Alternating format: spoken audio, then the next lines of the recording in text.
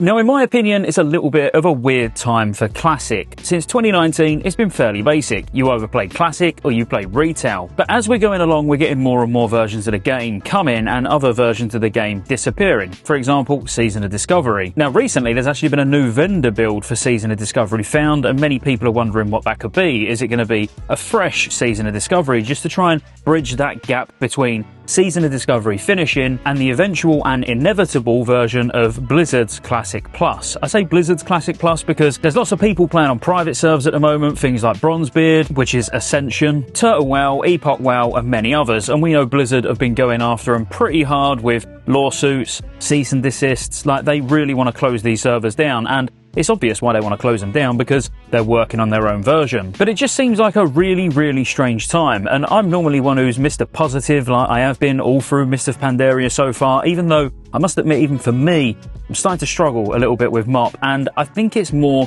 the player investment or the long-term investment. What I mean by that is because everything's so uncertain around these classic expansions at the moment, like Mist of Pandaria. Are we going to get Warlords of Draenor? It is remembered as one of the worst expansions in history, even though, in my opinion, it's not too bad. But then when you get into Warlords of Draenor, you could just play Retail, especially with what they're doing with Midnight at the moment, where they're actually making classes simpler to play. They're adding player housing, they're streamlining the upgrade system. There's many things that are going to be happening in Midnight that just make it a lot more friendly to, I'll say newer players, but I actually think they're making it a lot more friendly to players that are going to be stepping off at the end of Mr. Pandaria and looking for where to go. And then we've got Anniversary, which I said I would never play Anniversary, and I am actually leveling a character very slowly, getting ready for TBC. And I know I'm not going to be invested in that character whatsoever, because we don't even know if TBC is going to go on to RAF. It would be kind of crazy if they did end it at the end of TBC and didn't go on to RAF and at least do the original trilogy. And this is the problem at the moment with Blizzard, because of the, I want to say lack of communication, but I actually think it's lack of direction on their part, where they don't know what's going to happen after MOP. They've got an idea, but if there's tons of players still playing towards the end of MOP, they'll probably feel like their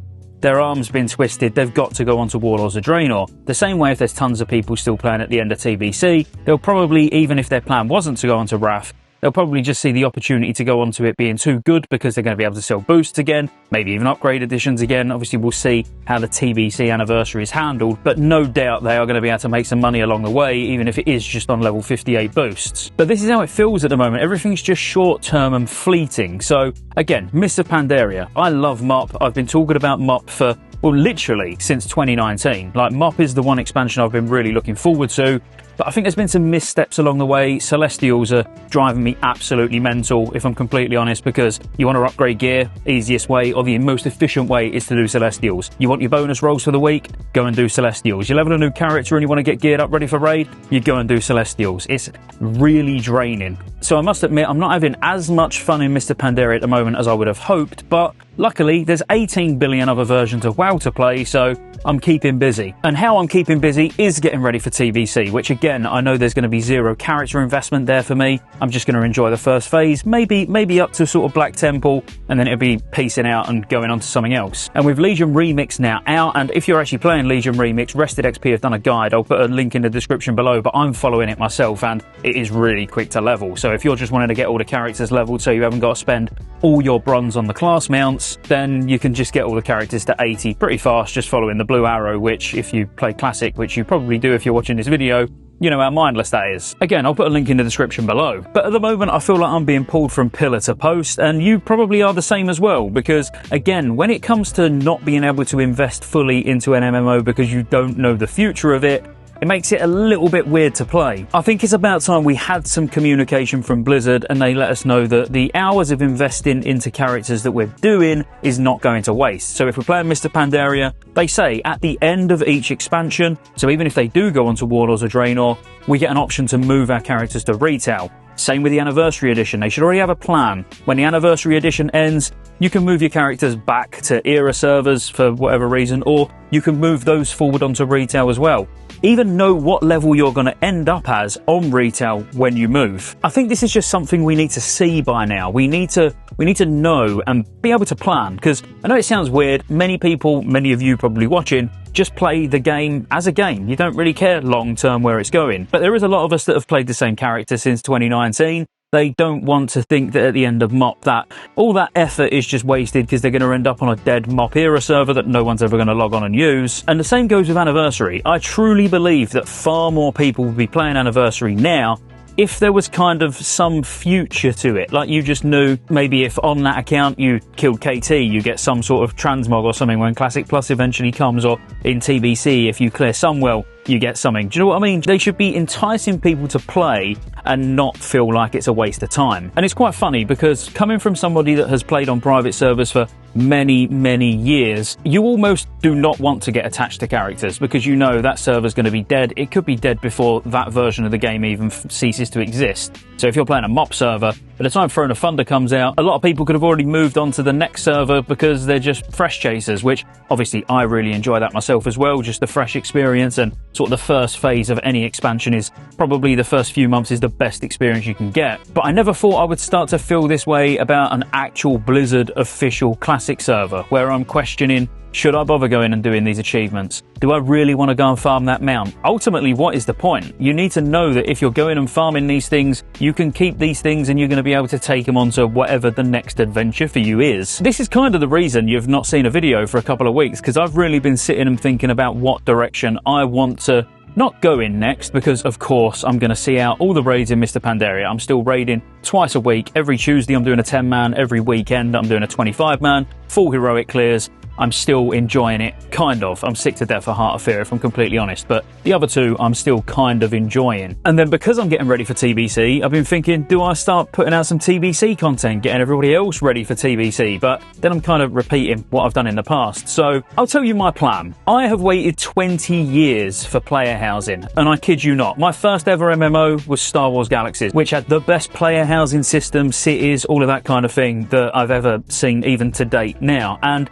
WoW's version looks very, very good, but still not to the scale of Star Wars Galaxies, but that's purely because that was an absolute sandbox. You could build cities and houses like anywhere you wanted within reason. So as soon as player housing was announced, I was kind of like, okay, I know I'm going to be going all in on Midnight, but what that's actually allowed me to do is go all in on other versions of the game right now as well, like Legion Remix. As I say, there's player housing decor you can get from playing Legion Remix, as well as titles, mounts, transmog, which I'm not that bothered about transmog, but when I keep talking about character investment, it's what I want, and I think it's what I'm going to get again from retail. Again, I've never really stopped playing retail, but I dabble for a few weeks at the start of each season and then call it a day. I feel like now it's going to be a lot more than just dabbling. And I've been playing on the Midnight Alpha, and I think all the classes feel fantastic as well. And I actually think what Blizzard are doing is definitely trying to go more down a route of it being easier, but I don't want to say easier as in easy compared to vanilla where you just press one button, or even going into TBC where you just press one button. There's still going to be a lot of buttons to press for most classes,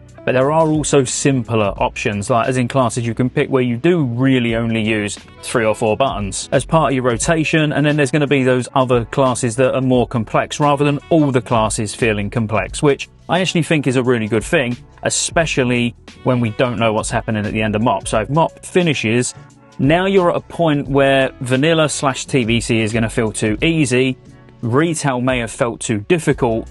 Midnight is almost going to be perfectly timed to be that stepping stone from MOP for most players back to retail, as long as we can take all our stuff with us from MOP. So yeah, it's been a very weird time as a classic player. It's probably a little bit of a weird time for you as a classic player, and I'm sure many of you have even gone on to private servers, because the amount of people that are playing Ascension, the amount of people playing Epoch, the amount of people on Turtle WoW, like, they're pulling crazy numbers. I can see why Blizzard want to take them down, because, well, firstly, it's free. You know, there's loads of like pay to win stuff that you can buy and toys and things that make life easier, but ultimately you can go there and play for free and never spend a penny. So obviously that's very enticing, and there's no reason not to go and give it a go for most people. But at the same time, obviously, we really just want that experience, or an experience crafted in that way that they do their versions of Classic Plus, but officially a Blizzard server, which, again, we know it's coming. The thing that worries me is how it's going to come and if it's going to be any good, because Turtle WoW and Ascension, both wildly different, very, very different versions of the game, with Ascension being far more towards, say, Season of Discovery, where Turtle WoW is far more towards just a traditional vanilla, but with extra content, which I know a lot of people want that, but a lot of people are enjoying Ascension.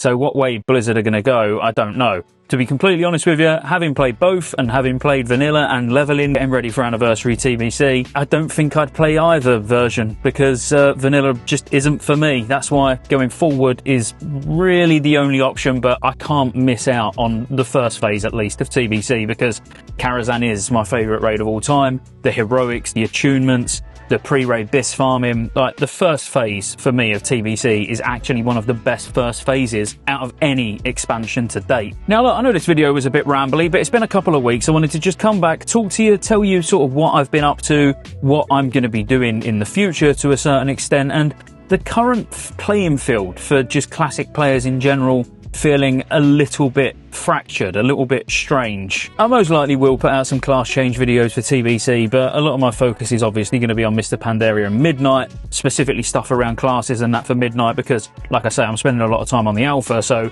if you're at least interested a little bit in Midnight, then hit subscribe. Might as well like the video while you're down there as well. Check out Rested XP, links in the pinned comment in the description. Again, if you're playing Legion, they've got a guide that you can go and pick up for that. And I'll see you on the next one.